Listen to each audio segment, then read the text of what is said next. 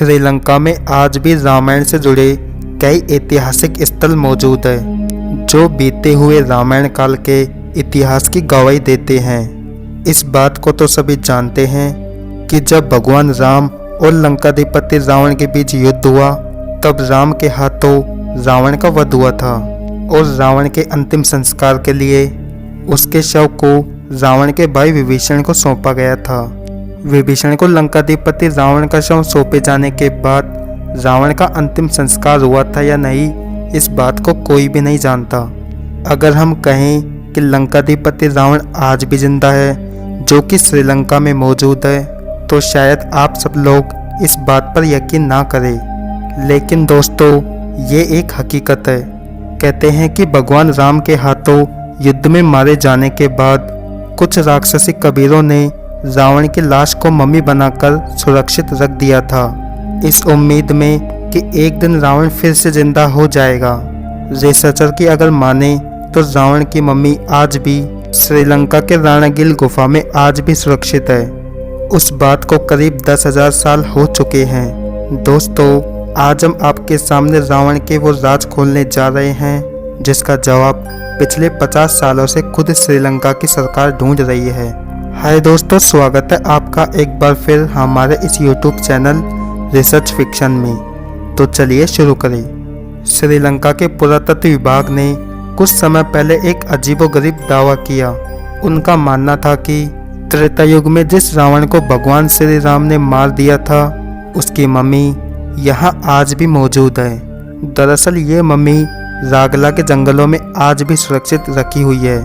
कहते हैं कि जब राम रावण युद्ध अपने अंतिम दौर में था और रावण मारा जा चुका था तब उसके वफादार सैनिक उसका शव लेकर गायब हो चुके थे। उन्होंने रावण की लाश को मम्मी के रूप में सुरक्षित कर लिया था। रागला के घने जंगलों में 8,000 फीट की ऊंचाई पर एक गुफा मौजूद है जहां पर रावण ने तपस्या की थी। कहा जाता है कि इसी गुफा में रावण की मम्मी मौजूद है।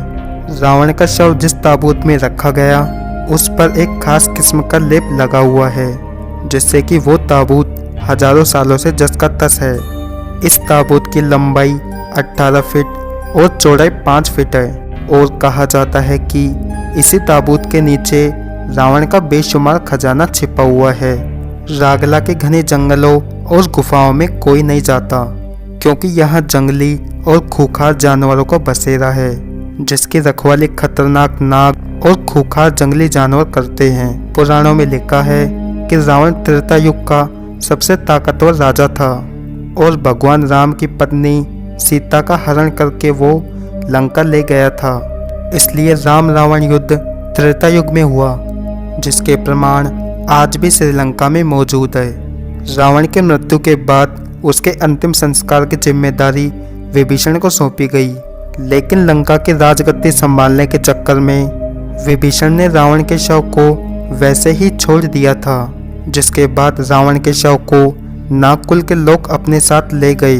नागकुल के लोगों को यकीन था कि रावण की मौत नहीं हो सकती और वह फिर से जीवित हो जाएगा, और फिर उन्होंने रावण को जिंदा करने की कई बार कोशिश की लेकिन उन्हें कामयाबी नहीं मिली, जिसके बाद उन्होंने रावण के शव को सुरक्षित करने के लिए कई तरह के केमिकल्स का इस्तेमाल किया और उसे मम्मी के रूप में सुरक्षित रख दिया।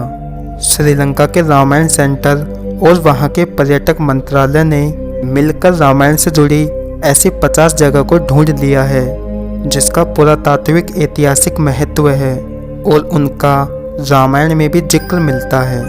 अब वहां की सरकार उसे पर्यटक के रूप में विकसित करने की योजना बना रही है जिसमें भारत भी उसकी मदद कर रहा है। तो दोस्तों आज के लिए बस इतना ही। वीडियो अगर पसंद आए तो इसे लाइक करें, शेयर करें एंड कमेंट करके ज़रूर बताएं और साथ ही साथ इस चैनल को सब्सक्राइब ज़रूर कर लें। धन्यवाद।